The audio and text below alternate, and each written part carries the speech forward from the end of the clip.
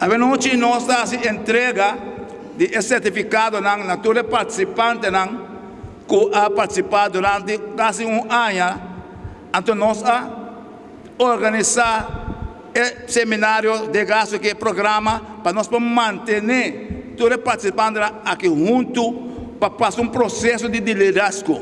Essa etapa de intenção, nós começamos a passar com a primeira fase, caminho está tem mais ou menos 12 organizações e 27 participantes. E aí aqui nós começamos a trabalhar no segundo programa com 10 organizações. 2 organizações a cada fora e nós temos total de 25 participantes. Que essa etapa de intenção, não que tem largo, me trabalho diretamente para a companheira Shanira da Gosta Gomes Anita, que parava no nome de participante.